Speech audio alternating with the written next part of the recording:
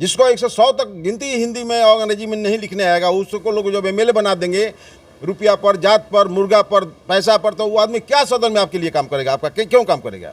अच्छा, देव कुमार सिंह जी, आप भाजपा के बहुत बड़े नेता रहे हैं। बनियापुर से आपने चुनाव लड़ा है बीजेपी के टिकट पे, और भाजपा में इतनी साल अपना योगदान दिया, लेकिन भाजपा में आपको क्या कमी लगा जिसकी वजह से आपने जनसुराज पार्टी ज्वाइन किया? विकलांगों को पेंशन दिया जाएगा 2000 रुपये। जी। अगर ये आह्वान 3 वर्ष पहले से नहीं प्रशांत किए होते तो ये सरकार 400 से 1100 नहीं करती। जी जी। इन्होंने सारे व्यवस्था को बदलने की बात किया तो बहुत सारे कमजोर तबके के लोगों का तनख्वाह दुगना कर दिया मुख्यमंत्री ने। खजाना खोल करके पैसा बांट रहे हैं वोट के लिए। पैसा बांटने का उनका दूसरा कोई मकसद नहीं है। तो अगर आप यहाँ एकमा विधानसभा क्षेत्र से जीत जाते हैं तो जीतने के बाद मुख्य 5 काम बताइए जिसे जीतने के बाद आप करेंगे। आप मृत्यु प्रमाण पत्र के लिए जाइए, जन्म प्रमाण पत्र के लिए जाइए, रसीद कटवाने के लिए जाइए, या किसी काम के लिए जाइए, बिना पैसा का काम नहीं होता है जी। तो इस पर हम अंकुश लगवाएंगे, दलाली बंद होगी। तो क्या लगता है कि अगर आपकी सरकार नहीं बनती है जनसुराज पार्टी की, आप केवल विधायक बन जाते हैं, तो किस तरीके से काम करेंगे? नमस्कार, द विलेज न्यूज़ देख रहे हैं आप और मैं हूं आपके साथ किशन शर्मा। देखिए, अभी हमारे साथ एकमा विधानसभा क्षेत्र से जनसुराज पार्टी के उम्मीदवार श्री देव कुमार सिंह जी हैं। आज इनसे हम जानेंगे कि ये एकमा विधानसभा क्षेत्र से चुनाव लड़ रहे हैं, चुनाव जीतने के बाद क्या करेंगे, और इससे पूर्व ये भाजपा के बड़े नेता रहे हैं, तो भाजपा में क्या क्या कमियां हुई कि जिसकी वजह से इन्होंने जनसुराज पार्टी ज्वाइन किया, और तमाम विषय जो एकमा विधानसभा क्षेत्र पर अभी राजनीतिक माहौल बना हुआ है, तमाम विषयों पर चर्चा करेंगे। सबसे पहले तो द विलेज न्यूज़ में आपका स्वागत है। आपके चैनल को बहुत बहुत धन्यवाद, और आपके दर्शकों को भी इस महान छठ पर्व के अवसर पर सभी बहनों और भाइयों को हार्दिक बधाई एवं शुभकामनाएं। अच्छा, देव कुमार सिंह जी, आप भाजपा के बहुत बड़े नेता रहे हैं। बनियापुर से आपने चुनाव लड़ा है बीजेपी के टिकट पे, और भाजपा में इतनी साल अपना योगदान दिया, लेकिन भाजपा में आपको क्या कमी लगा जिसकी वजह से आपने जनसुराज पार्टी ज्वाइन किया? ऐसा है भाई मेरे, मैं जब से पार्टी बनी थी जी तब से मैंने भाजपा के साथ काम किया, जी। और मैं पंडित दीनदयाल उपाध्याय और श्यामा प्रसाद मुखर्जी की भाजपा मान करके मैंने काम किया, अटल बिहारी वाजपेयी अडवाणी किया जी। आज न अडवाणी और अटल की पार्टी रह गई, जी और न पंडित दीनदयाल उपाध्याय और श्यामा प्रसाद मुखर्जी के सपनों का बीजेपी रहा है। जी। और जिस दल के विरुद्ध में हम लोगों ने भाजपा का जो झंडा थामा था, जी उस जगह से भाजपा विचलित हो गई है। जी। इसलिए उससे बहुत ही अच्छा प्रशांत किशोर जी हैं, जिन्होंने जनता के सहयोग से जनसुराज का गठन किया है।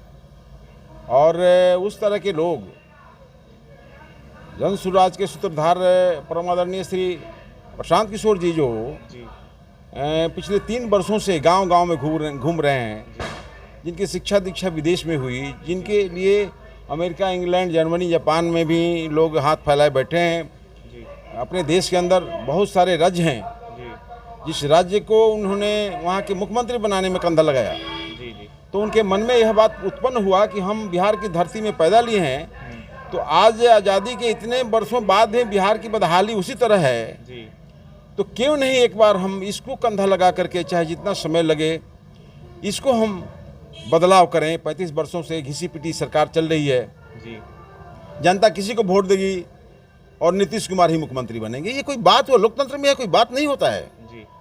और जो 2005 में मंत्री बना, आज भी वही मंत्री बना हुआ है, क्या मतलब बनता है जी? इसलिए जनसुराज के माध्यम से बिहार बदलाव में जो तूफान चल रहा है, साइक्लोन चल रहा है, आंधी तूफान नहीं, साइक्लोन, चक्रवात चल रहा है, और ये 14 तारीख दूर नहीं है। आप खुद देखेंगे, गिनती करेंगे कि कितनी सीटें जनसुराज पार्टी जीत रही है, और इसकी सरकार बनेगी, व्यवस्था बदलेगी। 60 वर्ष से ऊपर की माताओं बहनों को, भाइयों को पेंशन दिया जाएगा, विधवा बहनों को, विकलांगों को पेंशन दिया जाएगा 2000 रुपये। अगर ये आह्वान 3 वर्ष पहले से नहीं प्रशांत किए होते तो ये सरकार 400 से 1100 नहीं करती। इन्होंने सारे व्यवस्था को बदलने की बात किया तो बहुत सारे कमजोर तबके के लोगों का तनख्वाह दुगना कर दिया मुख्यमंत्री ने। खजाना खोल करके पैसा बांट रहे हैं वोट के लिए। पैसा बांटने का उनका दूसरा कोई मकसद नहीं है। लोकतंत्र का अपमान हो रहा है। मैं तो यही कहूँगा, इसलिए सरकार बदलेगी, बदलना है। नीतीश कुमार जी किसी कीमत पर बिहार के अगला मुख्यमंत्री नहीं होंगे। नहीं बनेंगे। तो यही सब रीजन रहा जिसकी वजह से आपने भारतीय जनता पार्टी को छोड़ के जनसुराज पार्टी ज्वाइन किया है। तो अगर आप यहाँ एकमा विधानसभा क्षेत्र से जीत जाते हैं तो जीतने के बाद मुख्य 5 काम बताइए जिसे जीतने के बाद आप करेंगे। पहला मेरा काम होगा, इस एकमा को अनुमंडल का दर्जा दिलवाएंगे जी। दूसरा मेरा काम होगा, यहाँ डिग्री कॉलेज, टेक्निकल कोई कॉलेज नहीं है, उसको खुलवाने का हम भरसक प्रयास करेंगे। तीसरा काम होगा कि हमारे क्षेत्र के अंदर 2 बहुत बड़े बड़े चौर है, एक दुर्दा चौर है, एक तिन्हा चौर है, जो हजारों हजार एकड़ में सालों भर पानी जमा रहता है, उसमें कुछ नहीं होता है। उसके जीर्णोद्धार का भी हम काम करवाएंगे सरकार से। तीसरा मेरा काम होगा कि यहाँ जो ब्लॉक में भ्रष्टाचार जो चरम सीमा पर फैला हुआ है, आप मृत्यु प्रमाण पत्र के लिए जाइए, जन्म प्रमाण पत्र के लिए जाइए, रसीद कटवाने के लिए जाइए या किसी काम के लिए जाइए, बिना पैसा का काम नहीं होता है। तो इस पर हम अंकुश लगवाएंगे, दलाली बंद होगी और यहाँ के महान जनता को हम मान सम्मान देने का काम करेंगे। और मेरे सामने कोई पार्शलिटी नहीं होगी, इस गरीब को कोई प्रताड़ित नहीं कर सकता है, अपमानित नहीं कर सकता है। जब तक मैं यहाँ का सदस्य रहूँगा, विधानसभा में सदस्य रहूँगा, सड़क से लेकर सदन तक मैं यहाँ की बुनियादी समस्याओं को हमेशा उठाने का प्रयास करेंगे। जो पिछले विधायकों ने कभी सदन में कोई सवाल ही नहीं खड़ा किया है, जो दुर्भाग्य है लोकतंत्र का, जिसको 100 तक गिनती हिंदी में और अंग्रेजी में नहीं लिखने आएगा, उसको लोग जब MLA बना देंगे, रुपया पर, जात पर, मुर्गा पर, पैसा पर, तो वो आदमी क्या सदन में आपके लिए काम करेगा? आपका क्यों काम करेगा? अभी टिकट में खरीद बिक्री चल रही है, जो खरीद करके ले आएगा क्यों जनता का काम करेगा? बताइए। सही बात है। इसलिए मैं यहाँ के जनता से आह्वान करना चाहता हूँ कि अच्छे लोगों को आप वोट कीजिए, अच्छी पार्टी को आप वोट कीजिए, तब ना आपके व्यवस्था में परिवर्तन होगा। जी। अच्छा, यहाँ पे एकमा विधानसभा क्षेत्र में लगातार हम जब पब्लिक ओपिनियन कर रहे थे तो लोगों ने यहाँ पे सब सीधे तौर पे कहा है कि हमें किसी कैंडिडेट से मतलब नहीं है। यहाँ पे बहुत सारे यहाँ पे पब्लिक ओपिनियन हम लोगों ने किया तो उन्होंने कहा कि हमें सिर्फ NDA, मोदी जी, नीतीश जी जिसकी पार्टी में रहेंगे उनको वोट करेंगे। कुछ लोग ये कह रहे हैं और कुछ लोग ये कह रहे हैं कि हम लोग महागठबंधन तेजस्वी जी को मुख्यमंत्री बनाना है, इसके लिए सीधे तौर पे बात करेंगे। कैंडिडेट देख के कोई वोट नहीं कर रहा है, ऐसा क्यों? ऐसा है, पहले से कुछ लोग प्रभावित हैं जी। चूँकि 14 में सरकार बनी NDA की जी, उन लोगों को यह पता नहीं है कि ये केंद्र में और राज्य में दोनों जगह एक ही सरकार है, डबल इंजन की सरकार है, तो बिहार का विकास क्यों नहीं हुआ? आज तक एक सुई का कारखाना क्यों नहीं बैठा? इस देश का प्रधानमंत्री के पीछे हिंदुस्तान के बड़े बड़े पूंजीपति घूमते हैं, अडानी, अंबानी वगैरह वगैरह। अगर एक बार मुख्यमंत्री यहाँ का दबाव देता कि यहाँ पर बड़े बड़े कारखाने लगने चाहिए उन लोगों के माध्यम से, तो लग जाता है। लेकिन मुख्यमंत्री जी नहीं कहेंगे, चूँकि यह दिखाएंगे कि बिहार हमारा कमज़ोर है, गरीब है, कटोरा लेकर केंद्र के सामने भीख मांगेंगे, लेकिन यहाँ की बुनियादी समस्याओं का समाधान करने के लिए कोई मिल फैक्ट्री नहीं खुलवाएंगे। मैं डंके के चोट पर कहना चाहता हूँ, मुख्यमंत्री जी से पूछना चाहता हूँ कि हे मुख्यमंत्री जी, जिस राज्य में 25-30 चीनी मिल चला करता था, किसानों का राज्य है ये बिहार, तो आज क्यों नहीं सारे के सारे बंद हो गए? और क्यों नहीं आपने एक दो चार कल कारखाने लगवा देते? तो यहाँ की बेरोजगारी दूर होती, यहाँ का पलायन रुकता। शिक्षा में सुधार की बात, आप किसी विद्यालय में चले जाइए, पता चल जाएगा शिक्षा का क्या दशा है। हमारे प्रशांत जी ने कहा है कि हम हर एक प्रखंड में, बिहार के सभी प्रखंडों में एक एक नेत्र हाट के तौर पर विद्यालय खोलेंगे, जहां से हमारे बच्चे IAS, IPS, इंजीनियर, डॉक्टर और कलेक्टर बनेंगे, वैज्ञानिक बनेंगे। ये हमारे दल का सोच है, जिस आधार पर हमारे दल को समर्थन मिल रहा है। चलिए, और एक मेरा सवाल ये है कि यहाँ के जो पूर्व विधायक हैं मनोरंजन सिंह और धूमल सिंह जी, उनका एक नया बयान आया है। उन्होंने कहा है कि अगर हम जीत जाते हैं तो हमारे विधानसभा क्षेत्र में जिनके पास ज़मीन नहीं है, जो भूमिहीन है, जिनका घर नहीं है, जीतने के बाद उनको ज़मीन भी खरीद के देंगे और उस पर घर भी बनवाएंगे। तो आप व्यक्तिगत रूप से क्या करेंगे? यह जुमला है जी। उन्होंने जो भी कहा है जुमला है।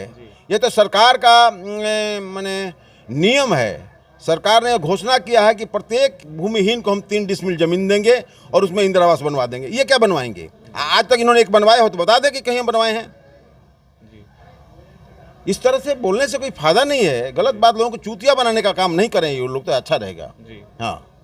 अच्छा, यहाँ के जो वर्तमान विधायक हैं श्रीकांत यादव जी, जब उनसे लगातार सवाल किया जाता है कि आप 5 वर्षों से विधायक रहे, आपने काम किया हालांकि, लेकिन आपके कामों से जनता संतुष्ट नहीं है, तो वो कहते हैं कि ठीक है, काम नहीं हुआ है, कुछ समय कोरोना काल का रहा और बाकी हमारी सरकार नहीं थी तो हम उतना काम नहीं कर पाए।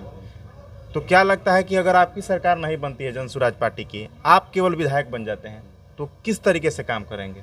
हमारी सरकार तो 100% बनने जा रही है, जी। इसमें कहीं दो राय नहीं है। आप गिन लीजिएगा, संख्या बल के आधार पर सरकार बननी है। जी अगर बाई चांस किसी कारण से 1-2% मानकर चलिए कि सरकार हमारी नहीं बनती है, जी तो एक विधायक का जो कर्म और कर्तव्य और अधिकार होता है, जी संविधान के तहत मुझे जो पावर मिलेगा, उस आधार पर हम यहाँ के जनता का मान सम्मान इज्जत प्रतिष्ठा जी करने का हम काम करेंगे।